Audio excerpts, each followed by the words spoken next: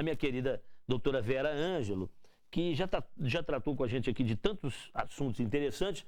E hoje nós vamos falar do refluxo. Hoje nós vamos falar do refluxo. Tudo bem, doutora? Tudo jóia. Prazer. Obrigado pela sua presença mais uma vez. Refluxo, gente. Quem nunca teve, né? Acho que todo mundo já teve, pelo menos uma vez na vida, o tal do refluxo com maior ou menor intensidade, que é aquela sensação desagradabilíssima de que alguma coisa está voltando, né? Está retornando aqui pela garganta, é aquela queimação que vem lá de baixo subindo. E aquilo à noite é pior ainda. Você acordar com aquela queimação, né? O que provoca o tal do refluxo, doutor? O refluxo, como você mesmo disse, é uma volta do ácido do estômago para o esôfago. Esse é o refluxo clássico. Você sente uma azia, uma queimação. Esse é o que a gente menos preocupa, incrível, no consultório. Porque o paciente que tem isso, o que ele faz? Ele procura e já toma um remedinho dele, né? Eu falo que o remédio para refluxo vai colocar na companhia de água de Belo Horizonte. Ah, que cada um tem o seu, né? Tem sua forma. E o vizinho tem, a mãe tem, prescreve, né? O refluxo que a gente atende, hoje eu até fiz uma estatística. Eu atendi 8 consultas à tarde e 3 primeiras consultas a queixa eram refluxo. Eu já passei 3, 4 médicos e não melhoro de jeito nenhum. Quais os problemas que a gente tem como refluxo que as pessoas não conhecem? Primeiro, tosse crônica. Um paciente que fica tossindo mais de 3 meses, não melhora, pode pesquisar refluxo. Um paciente que tem desgaste do esmalte dentário, principalmente dentro da boca, o ácido sobe e queima os dentes. Pacientes de adultos que começam a ter asma. Então, esses pacientes são candidatos à pesquisa de refluxo. Eu atendi um paciente uma vez, um velhinho, ele falou assim, eu sou gastro. Eu me senti humilde, eu falei, mas o senhor é médico? Eu adoro contar essa história. E aí eu falei assim, mas eu sou formou onde? Ele falou, doutora, para ser médico não precisa formar, não. Aí eu falei, por que aconteceu? Ele falou assim, olha, eu fui no médico, ele pede endoscopia. Aí depois ele passa omeprazol. Eu volto, ele passa pantoprazol. Ele passa todos que existem. Aí ele não melhorou, ele pede endoscopia de novo. Então eu sou médico. E dependendo da frequência com que a pessoa vai a determinados médicos, a pessoa que vai tentando, vai estar ali na tentativa de cuidar da sua saúde, mas aquilo, né, o problema não é resolvido, ela vai se inteirando mesmo daquilo. Esse paciente, ele tinha feito 11 exames de endoscopia. A gente acaba aprendendo alguma coisinha, né? Aí o que eu observei? Que é uma coisa que eu acho que o telespectador tem que estar atento. A gente tem um tubo digestório. Então, pacientes que têm intestino preso, que têm intolerâncias a leite, que a gente já falou para isso, intolerância a fruta, supercrescimento, juntando com as outras nossas entrevistas, o ácido sobe e vem em direção ao esôfago. O gás sobe junto, sobe o ácido, por isso o paciente tem sintoma. Você falou muito bem da questão de acordar à noite. É uma das coisas que a gente tem mais chamado a atenção nos congressos. E o paciente acorda apavorado. Sim, porque ele está dormindo, de repente ele sente aquele refluxo e ele fala, meu Deus, o que eu vou fazer? Nas imagens aí a gente mostra o ácido, a gente tem uma válvula bloqueando esse refluxo, a seta preta mostra o ácido, ele vai e volta. Mas de repente essa válvula, ela abre e o ácido sobe em direção ao esôfago. Isso acontece muito na gravidez, quando o paciente engorda. Você falou muito de atividade física. Por que a gente não deve comer muito e fazer atividade física? Porque aumenta a pressão abdominal, a hora que você faz um abdominal, o refluxo vem lá na sua boca. Isso é extremamente perigoso e desagradável. Você falou de comer muito. O refluxo não teria como causa também o excesso o estômago cheio demais? Sim, você pode ter certeza. Se você for numa feijoada, tomar cerveja e deitar, é 100% de chance de ter refluxo, né? Então, assim, o aumento da pressão abdominal, ele é um dos fatores de risco para refluxo. Se você emagrecer, às vezes as pessoas te perguntam assim, o que eu melhoro? Eu falei, emagrece, que você vai melhorar do refluxo. Às vezes a gente tem paciente magrinho, e ele fala assim, mas eu sou tão magro. Mas não é só essa causa, né? É um dos fatores, né? Então, eu até estava falando com você antes, a gente faz primeiro o exame de endoscopia sobre o diagnóstico, né? A gente conversou aqui antes um pouco. E a gente faz também um exame que chama pH-metria. A gente coloca uma sondinha, o paciente fica 24 horas e monitorando. Porque às vezes ele não percebe que ele tem um ácido. A hora que chega, ele já está com asma. Eu até queria mandar um recado para minha paciente, ela fez questão, uma criança, ela se chama Bruna, e ela fez esse exame, ela falou, doutora Vera, a hora que você for lá no ar, não deixa de falar que eu fiz o exame para diagnosticar o refluxo. Então tá aí, Bruna, um beijo para você, melhoras. E aí, então, a gente, tendo o diagnóstico correto, a gente pode tratar adequadamente esse paciente. E não é só dar remédio. Se o paciente não melhora, existe a opção de cirurgia. Existe uma opção, a gente tem técnicas de fisioterapia, uma que chama osteopatia. Com a osteopatia, você pode reforçar o diafragma e melhorar. Então, nós temos outras opções que não são só tomar remédio. Tá. Bom, mas para prevenir, nós já elencamos alguma coisa. Atividade física, claro que ajuda. Perder peso ajuda. De novo, educação alimentar. Né? É claro que se comer demais, como você colocou aí, a pessoa come demais, vai uma feijoada, um churrasco, se entope de cerveja e vai dormir, aquilo vai voltar. Eu tenho uma folhinha básica que eu entrego para o paciente, se resumir a: primeiro, comer devagar, não engolir a comida, porque os pedaços grandes você não consegue fazer uma digestão adequadamente. Sim. Evitar líquido durante a refeição. Você deve tomar o mínimo possível, se possível esperar meia hora, 2 horas, 1 hora depois.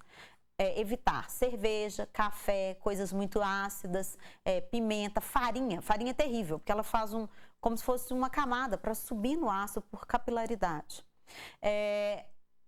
A questão do exercício, como eu já falei, esperar um pouco para fazer o exercício e o volume que se come, né? Se você comer, você tem que esperar pelo menos 2 horas à noite para poder deitar.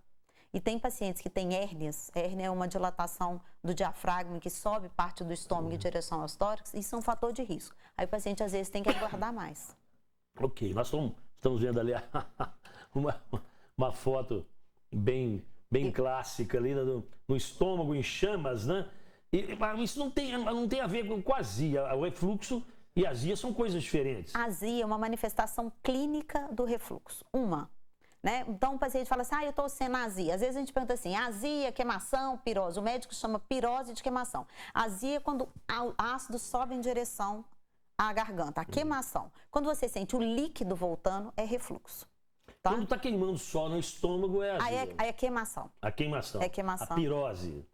Pirose é quando volta em direção ao esôfago. Então, isso é muito importante para o paciente identificar onde está o sintoma. Porque às vezes ele fala para o médico, meu estômago está queimando. E aí você observa o intestino. Não é estômago, é o esôfago, né? Agora, nós temos umas lendas, como em todos os assuntos referentes à saúde, a gente sempre tem as lendas. Toma água gelada. Tô com queimação. Não tenho aquele remedinho ali que as pessoas acham nas farmácias, aquele que está aí nos anúncios. Eu não tenho aquele remédio naquele momento. Água gelada. Outros falam leite. Outros falam própolis com água é muito bom. O leite eu acho que não, né? O que acontece chama efeito rebote. Quando o leite, ele vai bloquear o ácido do estômago. Só que o que acontece? Manda uma informação para o cérebro para produzir mais ácido ainda. Então, é a mesma coisa que você ficar usando antiácido frequentemente. Uma coisa que você não citou, mas o povo adora, é o quê? Bicarbonato. Sim. Nosso bicarbonato é campeão, né? Mas aí o que acontece? O paciente, ele toma o bicarbonato, ele vai reagir, produz gás, ele começa a rotar e pode piorar o sintoma, né? Então eu falo para o paciente, primeira coisa, chega em casa, joga todo o bicarbonato fora. O que é o medicamento que a gente usa mais frequente? Eles inibem uma célula que produz ácido no estômago. Inibindo a produção de ácido, não tem ácido no estômago, diminui a quantidade que sobe. Aí a gente tem outro problema. Pacientes que usam omeprazol há muito tempo, pantoprazol, qualquer um desses derivados, eles passam a ter refluxo não ácido, que às vezes é muito difícil da gente tratar. E isso é muito comum em pacientes que tiraram a vesícula. Sim. Ele tem refluxo de bile. Nesses casos, é muito difícil tratar. A gente tem hoje um medicamento específico que você bloqueia a bile para não subir tanto, mas quando você detecta que o paciente tem refluxo não ácido, que é feito apenas com um tipo de exame, chama pH impedanciometria esofágica. Pelo nome você já viu que não é tão fácil. Então, é um aparelhinho que a gente detecta o refluxo não ácido. Nesse caso, sabe qual que é o tratamento? Cirúrgico. Este caso é uma indicação formal de operar o paciente. Bom, voltando aqui ao caso na emergência ali, água resolve? A água, ela resolve momentaneamente, porque se o ácido subiu, você pode jogar água, ela vai descer. Só que se o ácido, por exemplo, se tiver uma válvula fraca, você comeu demais, o volume está aumentado, você tomando mais água, você vai ter mais volume, vai refluir mais. Encher mais ainda o estômago. Isso. A gente pode ter, o que faz efeitos realmente são os antiácidos. A gente tinha um mercado, um medicamento muito bom, que ele bloqueava, tinha até uma propaganda na televisão, que era um bombeirinho jogando... me lembro. Lembra na televisão? Aqui nós podemos falar, é o tal do Gaviscon. E ele foi tirado do mercado. E esse remédio para a gente era uma benção. Os pacientes falavam assim, não, doutora, pelo amor de Deus, eles acham, eu não sei exatamente por que tiraram e parece que em breve vai voltar um concorrente. E é uma benção. Esse realmente, ele bloqueia que o ácido encosta na mucosa. Uma coisa assim. Ele forma uma película protetora, é fantástico. Só que a gente não tem no mercado. Então, o que a gente inibe realmente são comprimidos que o paciente toma, ele é absorvido pelo estômago, cai na circulação, vai no estômago e bloqueia a produção de ácido. Só que, às vezes, não faz efeito para todos os pacientes. Ok. Bom, de qualquer maneira, o bom mesmo é comer com parcimônia, com moderação, né? Mastigar os alimentos, praticar atividade física, né? Para diminuir a gordura abdominal e essas coisas todas que a gente está cansado de saber e não faz. Ok, doutora, muito obrigado mais uma vez pela sua presença. Até quarta-feira que vem, se Deus quiser. Obrigado. Gente, vamos fazer um rapidíssimo intervalo comercial. Voltamos num minutinho com o nosso Redação BH News. Olha, daqui a pouquinho você vai ver o caso aí do casal na Indonésia, um casal gay, foi condenado a 90 e tantas chibatadas, gente. Chibatada, tem isso lá em Felisburgo? Não tem não, né? Lá o pessoal já está mais civilizado. Vamos mostrar os gols do Galo, vamos falar do serial killer que resolveu escrever um livro. Eu estou pensando aqui comigo, será de autoajuda, né? Ensinando calma e equilíbrio. Daqui um minutinho.